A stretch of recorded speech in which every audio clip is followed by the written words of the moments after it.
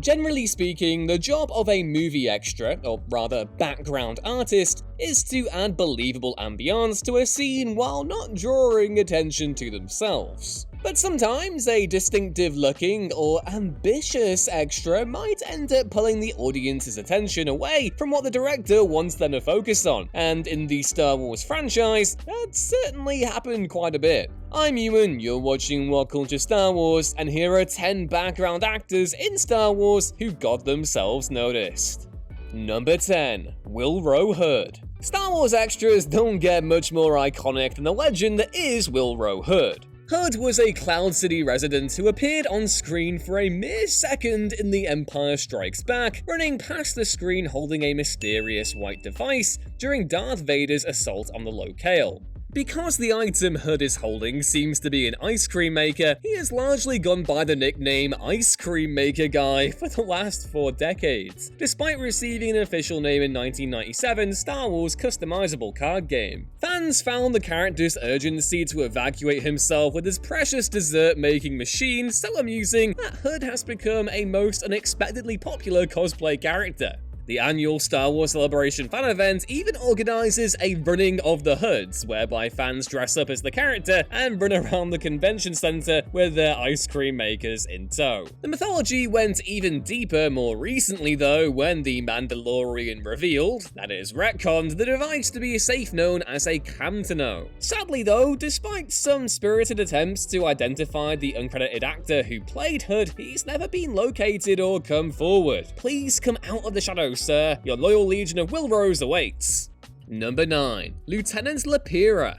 As proof that even the most seemingly insignificant character has a name in the Star Wars universe, the fresh-faced young pilot stood in front of Luke Skywalker during A New Hope's Death Star briefing is known as Lieutenant Lapira. Better yet, despite there being virtually no information published about the character in any expanded universe lore, he even has his own damn action figure. The character received renewed attention last year after a Redditor noted how much the actor looked like he could be the offspring of Anakin and Padme, far more so than Luke himself does. Sadly, the actor was uncredited for the role and remains currently unidentified, but his resemblance to both Hayden Christensen and especially Natalie Portman is pretty uncanny. Number 8. Quinlan Vos. Quinlan Vos made his first appearance in The Phantom Menace as a then unnamed resident of Mos Espa. The character was noted for the yellow streak of paint running across his face, and because he managed to stand out by being sat closer to the camera, he soon amassed a surprising cult following among fans. As a result, he was given the name Quinlan Vos and received a thorough fleshing out in expanded universe media, such as in the comic series Star Wars Republic. George Lucas originally planned to include the character in Revenge of the Sith, but this scene was never filmed. He did appear, however, in the Clone Wars animated series, and was a central character in the 2015 novel Dark Disciple, which remains my favorite Star Wars book, and is a must-read for fans of the Clone Wars. In what's sadly common among many of Star Wars' greatest extras, the actor who played Quinlan Vos in The Phantom Menace remains unidentified to this very day.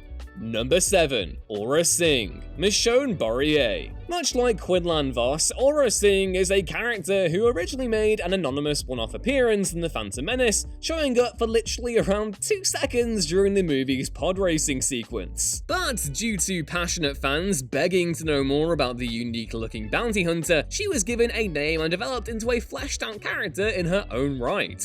As it turns out, she was initially created after George Lucas insisted that there be more distinct characters featured in the pod racing sequence, with model Michonne Bourrier ultimately being hired to play the part. Aurra Sing reappeared in the Clone Wars animated series, this time voiced by Jamie King, as well as numerous Star Wars comics, before it was revealed in Solo: A Star Wars Story that she had been killed by Tobias Beckett. That's quite the impressive amount of mileage for a character who appeared in a Star Wars movie for a mere blink of an eye. Number 6. Bo Shek. Francis Alfred Basil Tomlin. Bo Shek is a smuggler and pilot for hire who appeared for mere seconds in A New Hope's iconic Mos Eisley Cantina scene. Obi-Wan Kenobi is seen attempting to hire Bo Shek for transport to the Alderaan system, only for him to reject the job for reasons unknown and instead recommend Chewbacca.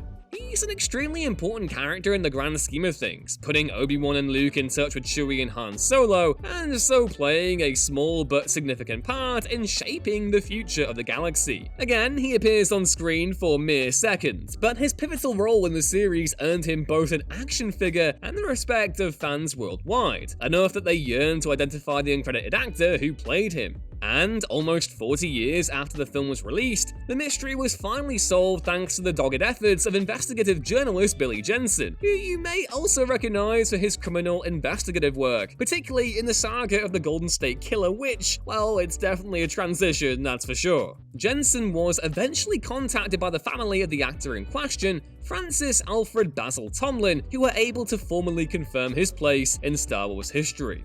Sadly, Tomlin passed away in 2004 at the age of 66. Number 5. The Crimson Corsair, Kevin Cornwall. If you can cast your mind back to 2015 and the hype that was unfurling as we got closer and closer to The Force Awakens, you may remember some parts of the Star Wars fandom losing their minds over one character in particular, the Crimson Corsair, who was quickly touted as being the next Boba Fett given how their striking red design had distinguished him from the rest of the crowd. The Corsair, real name Sidon Athano, was first spotted in an article for Vanity Fair that released 7 months prior to the film. He can be spotted in Episode 7 at Mar's castle, and not wanting to let the design go to waste, Lucasfilm made sure he showed up both before and after the film's release. He actually made his canon debut in the Crimson Corsair and the Lost Treasure of Count Dooku, and also featured in the LEGO Force Awakens tie-in game, plus several comics that have featured since. As for the character himself, Ithano is essentially a space pirate. He wears the armor of the Kaleesh, the species General Grievous belonged to before he up and cyborged himself, and leads his own crew of marauders in a quest to find riches. The aforementioned Dooku story also sees him rescue a cryogenically frozen clone, Kix, who goes on to join Ithano's crew and gets some badass repainted clone armor.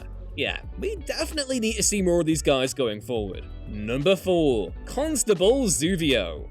Going on pure cinematic appearances alone, Constable Zuvio really shouldn't be noticeable at all, but the Kyuzu lawman who appears in The Force Awakens for literal fractions of a second was originally supposed to have a more significant role.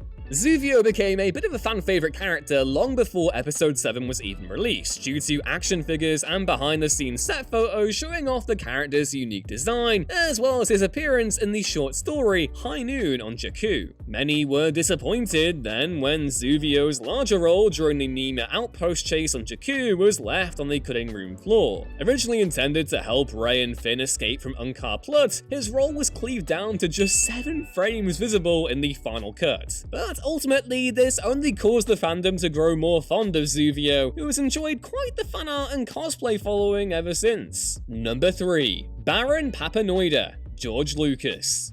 Though George Lucas has generally kept himself firmly behind the camera in the Star Wars franchise, he finally relented and gave himself a cameo in Revenge of the Sith. At the start of the opera sequence, where Palpatine tells Anakin about the tragedy of Darth Plagueis the Wise, 2 distinctive blue-faced aliens can be seen talking outside the entrance to the building. The male one is indeed Lucas himself. Though Lucas played the part uncredited, his character's name was later confirmed to be Baron Notluiski Papanoida, and he eventually appeared in the Clone Wars episode Sphere of Influence. The woman standing next to the Baron, meanwhile, was his daughter, Senator Chi Ikwe Papanoida, aptly played by Lucas's own daughter, Katie. Number 2. Koyi Mateo. Perhaps the most fascinatingly mysterious Star Wars extra of all time appears in the very same scene as Lucas. Mere seconds before the director can be seen, a beautiful female Twi'lek can be seen walking the steps of the Opera House wearing a low-cut dress, which immediately brought her to the attention of many fans.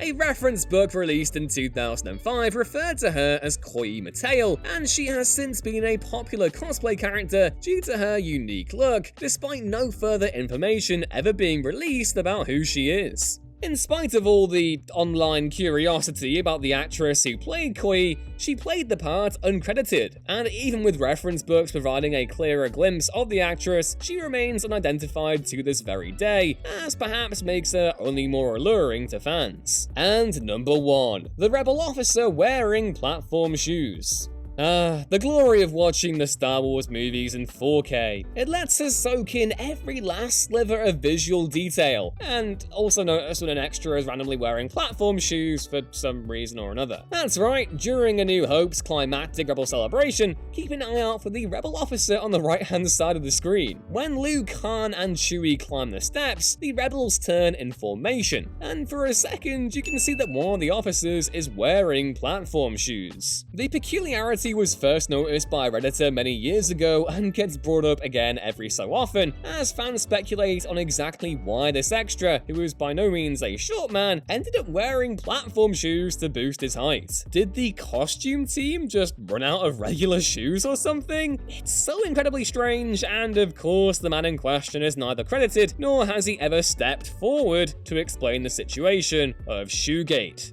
And those were 10 background actors in Star Wars who got themselves noticed. Know of any other famous extras who went down in Star Wars legend? Post your favorites down in the comments below, drop the video a like if you enjoyed it, and be sure to subscribe to What Culture Star Wars so you don't miss another upload going forward. I've been Ewan. You can catch me hyping up Kix and the Crimson Corsair over on Twitter @EwanRuinsThings, and I'll hopefully see you next time. May the Force be with you.